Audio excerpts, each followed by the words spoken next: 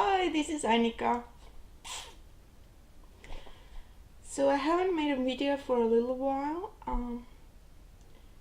and let me explain what has been happening. I have a lot to say about my health, updates about my health stuff. I also I'm a little bit in a time crunch. I have about half an hour to do my makeup. So while I talk, I'm going to try to give an update on my health.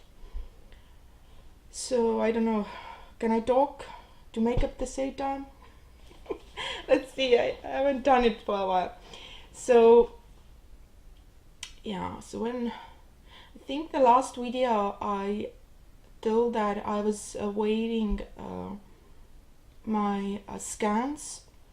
Actually, yeah, so the scans I did have, so every 3 months I get scans to check how the cancer is doing. So I was expecting good results because the blood work that I'm also I give blood and they check the tumor markers, breast cancer tumor markers in my blood, and the breast cancer tumor markers have shown a decrease. So basically, if the marker goes down, you can expect that the medication, the chemo or whatever you're doing is working, and as a result, the marker goes down.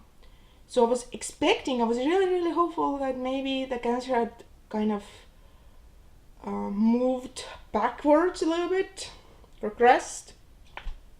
Unfortunately, the scans I had was CT scan of my torso. So basically, from my pelvic bone up to here, the CT scan showed that the cancer has not progressed, but so that's good, right? It hasn't really moved forward, but at the same time, it hadn't really decreased either, and the bone scans showed the same.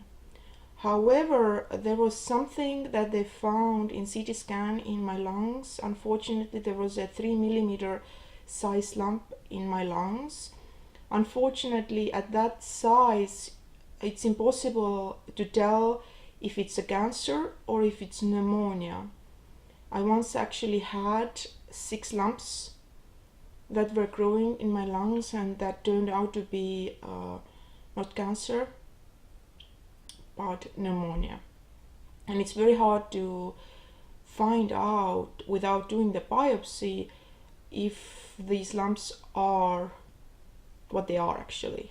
So yeah, at that time I ended up having a biopsy, lung biopsy, but lung biopsy is very difficult to do. They basically, it's major surgery to kind of cut you open and get out a lump.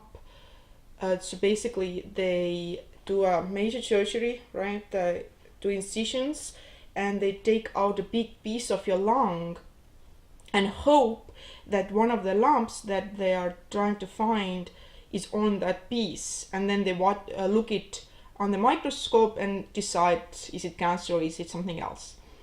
And that's what I went through a year after my initial cancer treatment when I had stage 2. So yeah, that's a story for another time. That was horrible story. I will get to it one day, I know, I promise. But this time, so I'm hoping is maybe it's not cancer in my lungs, that the cancer has not moved to my lungs already, that it could be just a pneumonia lump. It just can be from pneumonia, right? Like it's like an infectious lump basically. So I'm not worried about it too much. That's what my oncologist said. Also, I had a pain in my rib cage, right, the middle section, and the bone scan and the CT scan both showed something, but they were not completely sure if cancer has moved here or not. It's like every time I go to see my oncologist, she sometimes says, not sometimes, but pretty much every time she says that, oh, Annika, I don't know what this is. But at least she's honest. She tells me if she's not sure. So that's I appreciate that much. If she doesn't know, she just doesn't know. So what else has happened? One of the big ones that really, one of the reasons actually why I haven't done more videos is because I had very severe depression. So when I started doing those videos, I thought, oh, I can do one every day, or at least couple every month, every week. And because it's not really that big of a deal, especially if you just talk a little bit. It's a little bit of editing, it is a little bit of work, but it's not like impossibly hard to do, right? So I kind of expecting myself to do considerably more videos, and then I ended getting down with depression. Even though I was taking antidepressants, I was taking venlafaxine.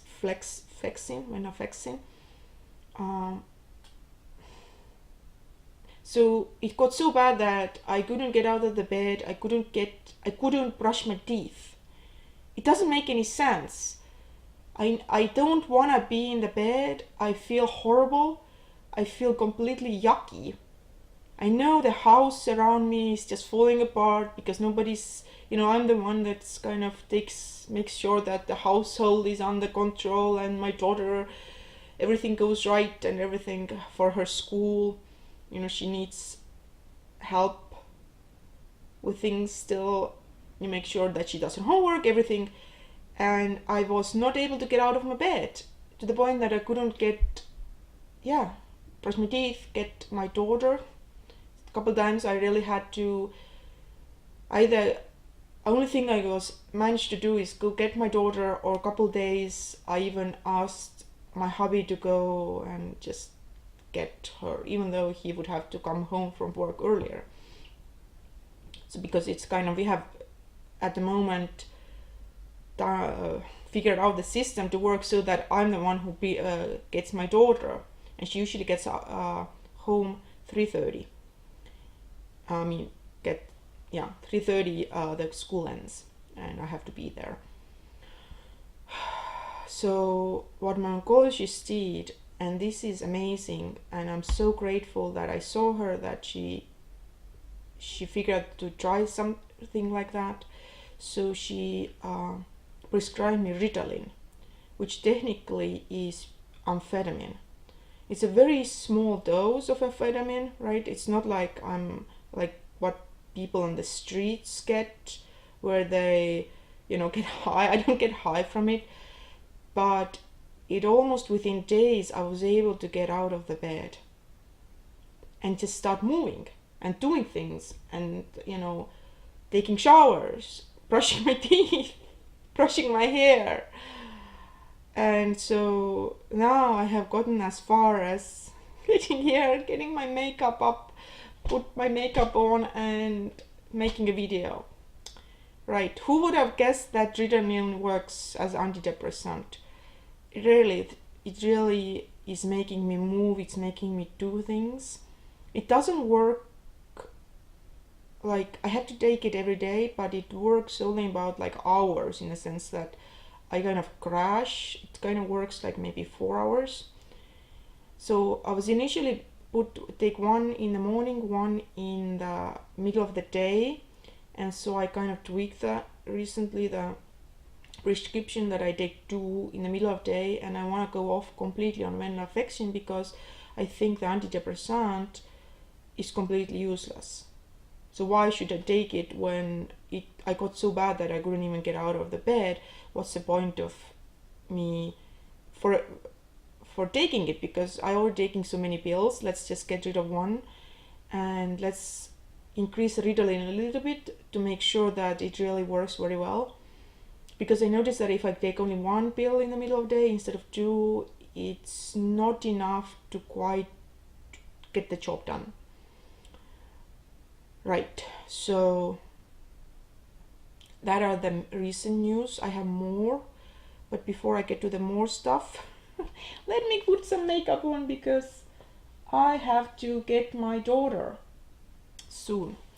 Right, so before I get my daughter, I want to actually put some makeup on before I go see human beings.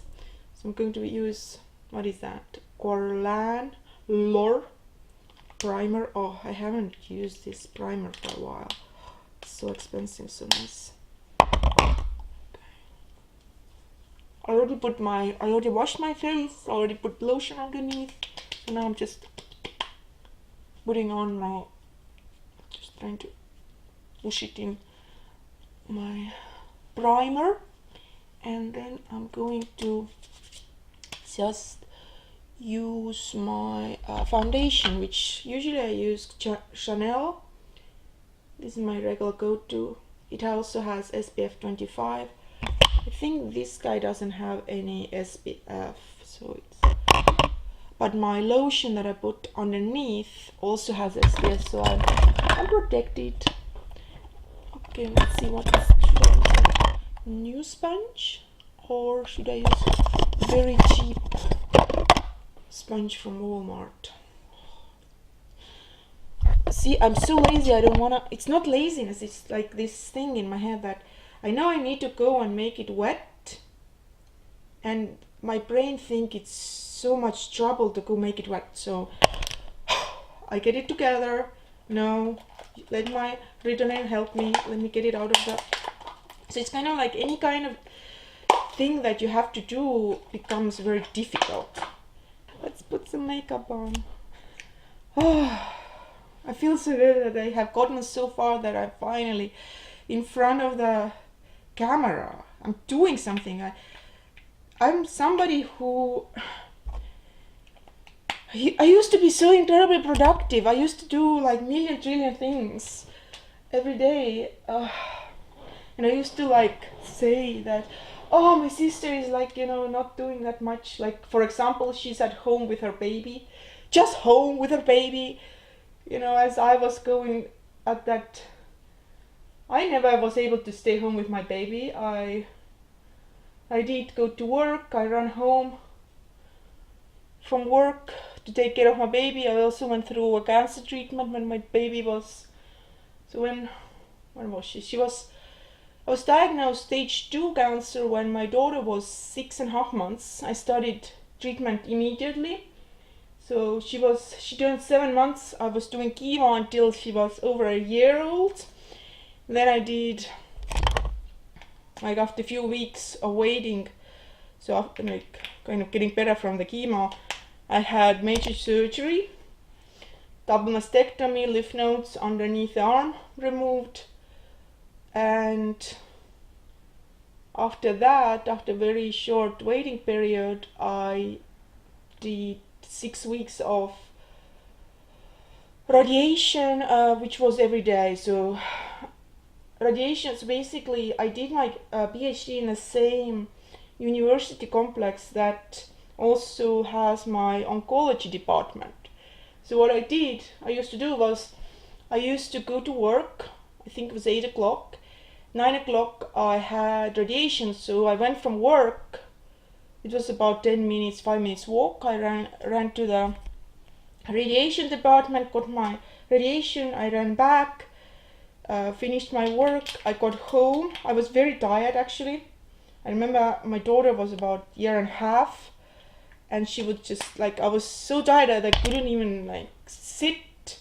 I was just lying on the floor and my daughter would just run around me, or like, because I couldn't fall asleep, I had to make sure that she's okay. She was so young, right? So I had to kind of keep an eye on her. At the same time I was like on the floor just so tired, right? So, and every day like that I did everything, and now I can't even, and then I get to this stage now where I can't even get my teeth brushed, when I used to be so extremely energetic and just, you know, and my work wasn't just any work, I was doing science, I was actually making progress, I was, you know, studying things, learning new things, writing them up, creating something new. So going from this very productive, smart, respected person to this blob what I am now, of course I get depressed. I had like not had, I probably have severe, like, who am I? I am like a identity crisis now. Like, what is this? Because I can't work the same way. I can't. The problem is, like, when I sit, for example, at desk, after about 2 hours, I get very extreme pain, and I'm taking morphine all the time, right? I'm on morphine 24/7, and after 2 hours, while I'm still on morphine, I get so much pain that I have to start taking extra pain medication. So yeah, so before I was diagnosed, I had so much pain. I still had to go to work, right? We hadn't figured out yet that it's terminal cancer. I had so much pain, oh my god.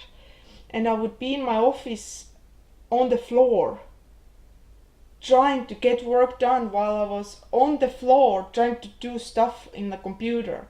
And then when there was one semester that I decided that I want to give lectures to just basic physics, then a few hours before, like, I prepared on the floor, and a few hours before the lecture, I would just kind of just lie there and kind of take a nap. I didn't really fall asleep, but I kind of gave my body enough rest that, and I took then I didn't have access to morphine or anything. I took ibuprofen, and that kind of helped a little bit. I had to, like, strategically kind of think when it's going to work, when it's a peak, so that I can get through the lecture.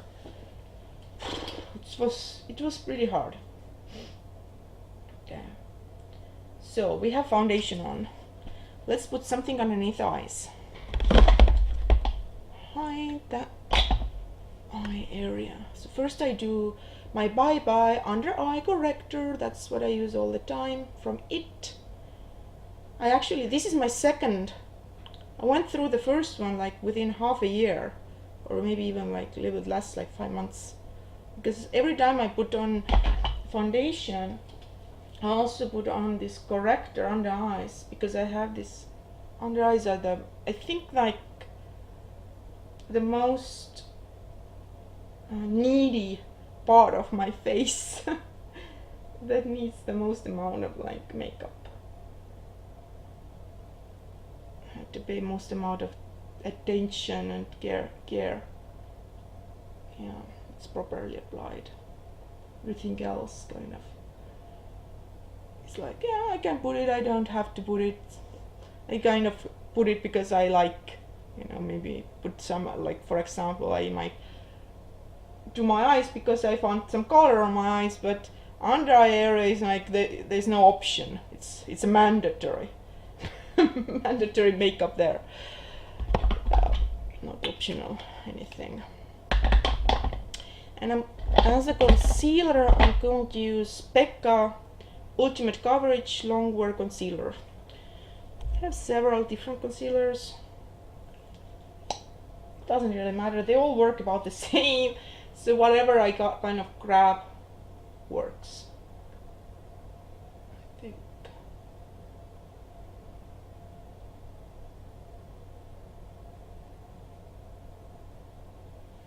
Okay.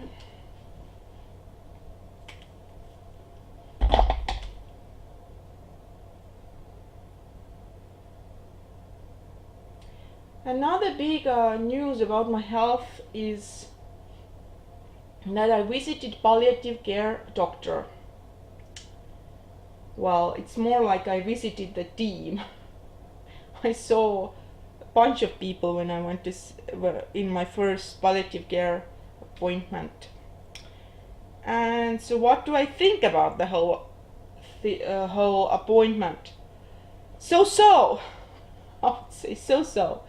I got some good advice, but I also got very negative emotions, and I don't know if I'm going to give everything in this video. It's like I have to concentrate and I have to sit and think and talk, and it's probably going to come up in my future appointments.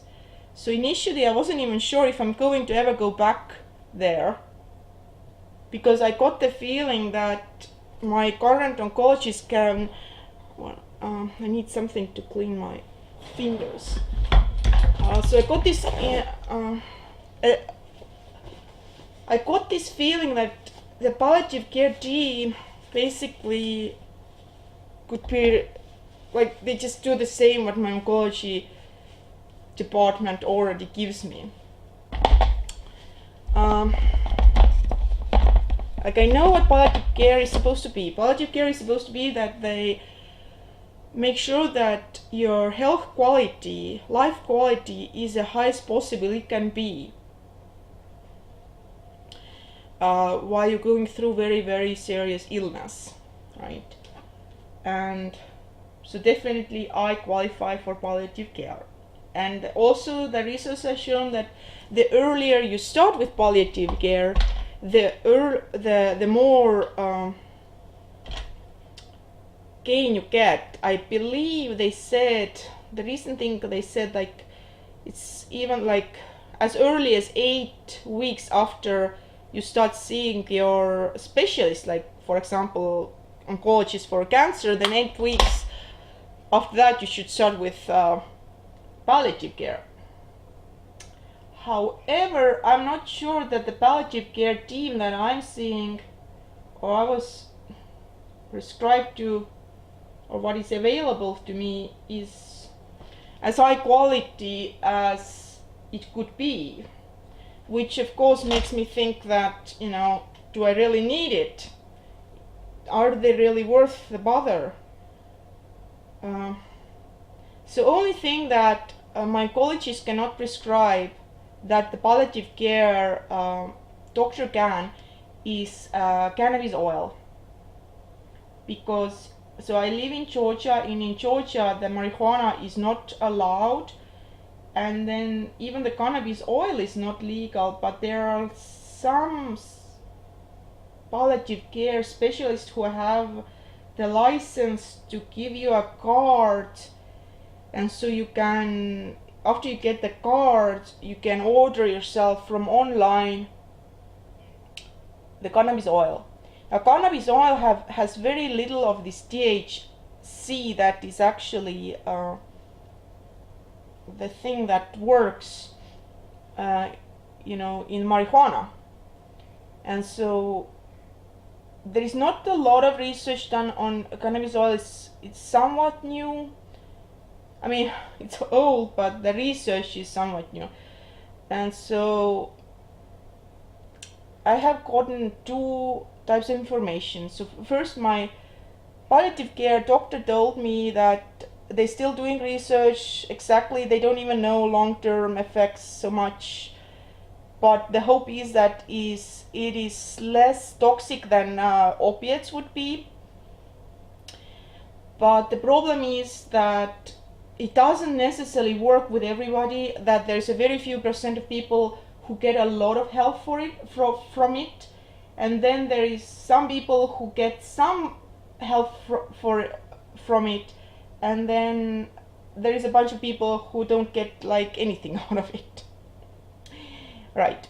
And you have to kind of try and see. So possibly the people who are the luckiest, it would help with your sleep, it would help with your nausea, and it would help with pain, right?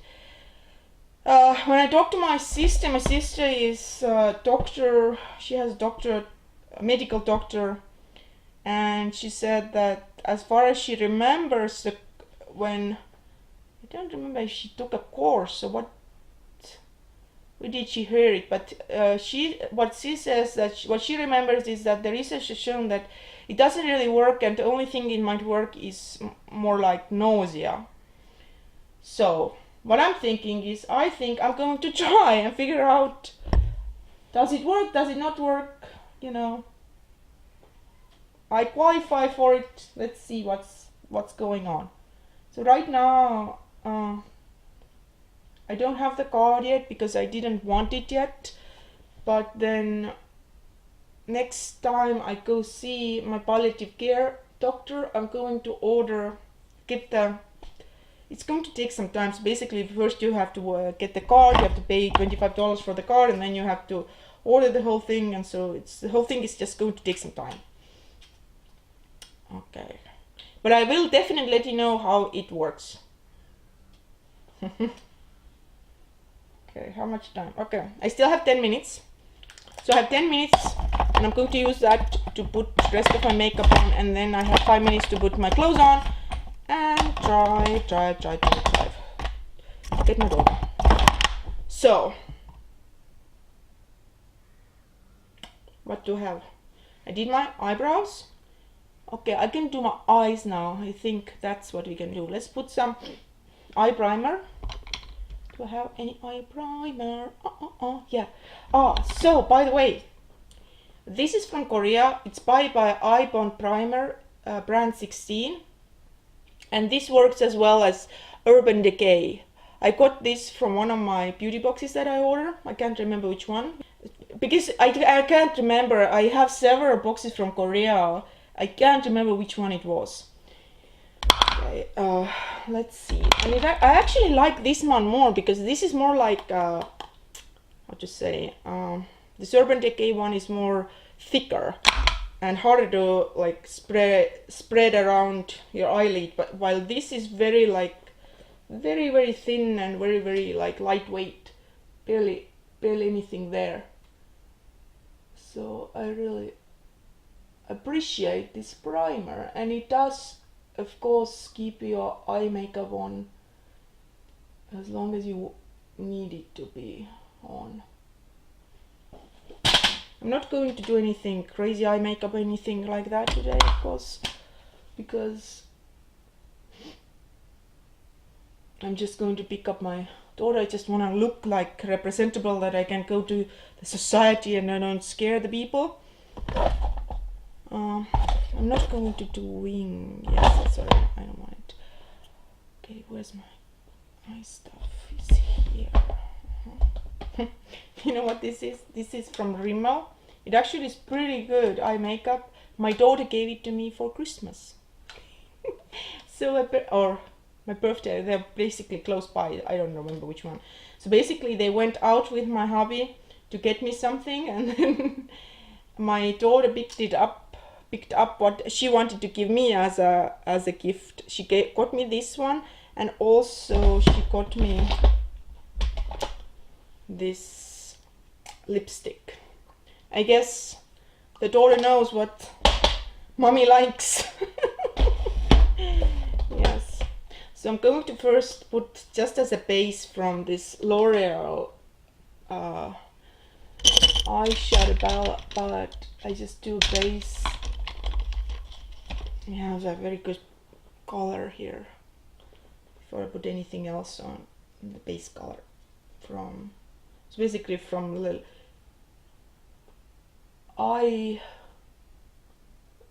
what are these? Sometimes I can't. Eyelashes. From eyelashes till my eyebrows. I cover it with the base color. Sometimes I can't remember words. Sorry. It's nothing to do with my health. I have always been like that. So my brain works the way that it kind of, it has, I don't have very good memory, but I'm extremely good at logically thinking things through or up, or basically analyzing information. So, but if you know, say name this or that, I can't be relied on remembering things. What something is called, that's for sure. Okay, let's try it. Or actually, I don't know. I can't make up my mind what to do with my eyes. I think I'm going to just use this very silvery color from the end. This palette. Yeah, it's very like nice and light.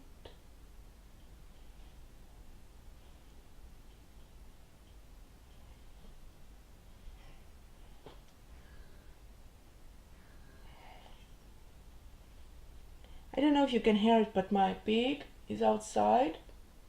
So she spends every day outside, outdoors, like an outdoor pig.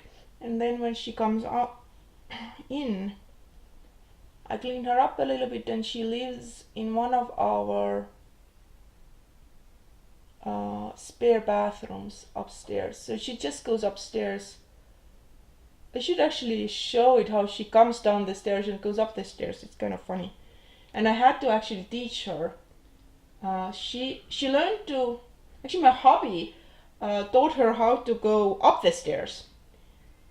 While I was in Paris one time, I was stuck there, work related, and so he had to take care of the pig. And at the time, she was small enough that we would carry her up, right?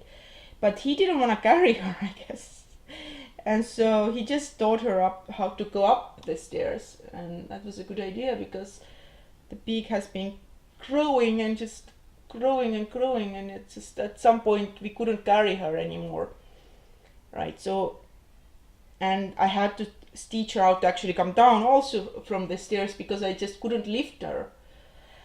Oh, that was a week of horror, because the thing with pigs is that when at least my pig is that, but I think it's pretty much probably general issue with pigs is that when they don't want to do something, they start screaming, like bloody murder. Basically, they scream so loud, it's scary. Which itself, you can handle. But then, if the screaming gets very loud, I guess the stomach muscles start pushing things, and she starts pooing. So she never ever poos inside. Never ever, ever. Like from very early age, she just didn't want to do it inside. She's very like, I want to do it outside, and that's why I was make sure she gets outside during the day. And yeah, so we don't have the problem with that. But when I was teaching her to do how to go down the stairs, she was so scared that she started pooing. Oh, that was horrible. It was scary for me too, the whole deal. But she learned it within a few days. It just took about a week to kind of completely get it nice and smooth, and so now she has absolutely no issues going down the stairs, because she's definitely so big that there's absolutely no way I could ever lift her anymore. She's not even a year yet. I think she's about 9 months, something like that. I don't even know. Yeah, I think April is her birthday, or March. Can't remember, I'll have to look it up. But so pigs actually continue to grow slowly till they are 3 years old. So I'm getting a little bit worried because she's already big enough. I mean, I don't mind that she's big. I just, I have to make sure that she has enough room. And pigs are very, very gentle animals. If you don't like pigs, I get it. I mean, there are, I don't like snakes, for example.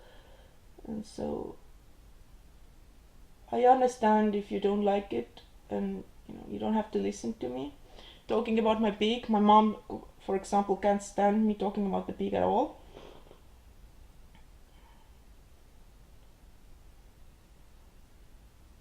But I think the pig is absolutely fantastic, and she doesn't get filthy at all. It doesn't smell. She doesn't have sweat glands on her, so she doesn't really have much smell or anything like that. She doesn't have fur. I mean, she has fur actually, a little bit, but she doesn't get fleas, which is interesting. One less problem. So only thing is that her feet get muddy and her nose gets muddy because she does rooting outside. So we have a fenced-in backyard. She has her area there, and she just loves being outside. So she insists going outside every single day. So that's something she wants to do. So, and she gets to do. So I don't actually know how I would be able to keep a pig if I wouldn't be able to let her outside every day. No idea. Because I can imagine her roaming around, because she's very active. She wants to do things. She just doesn't want to sleep like a cat all the time. So I think keeping her active would be very difficult. It would be also because she's a very intelligent animal. It would be just kind of difficult for her if she couldn't, roam around, do her thing. So, yeah. But in the evening, she gets inside. I clean her paws a little bit, and she goes up the stairs to her room, eats. Sometimes she hangs out with me and my daughter, and then goes to sleep. Or sometimes if we don't have time, she just goes to sleep.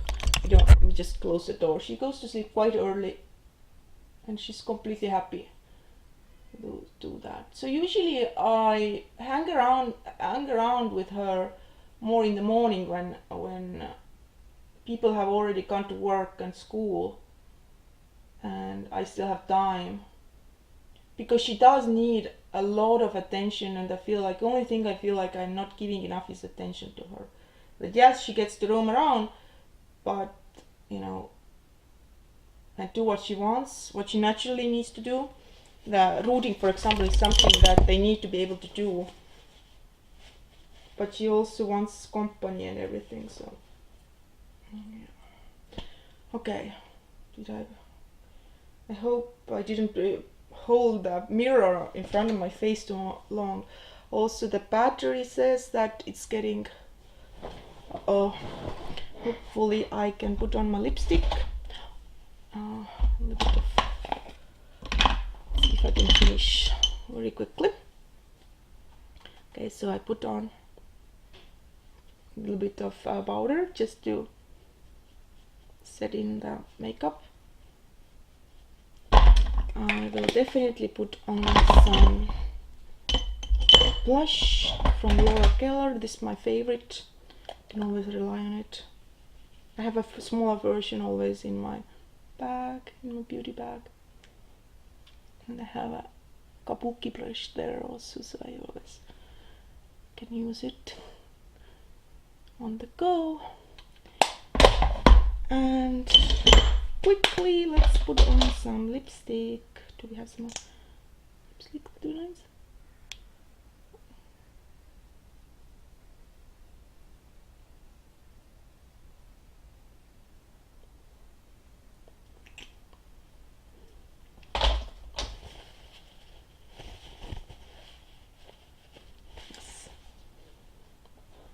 Okay.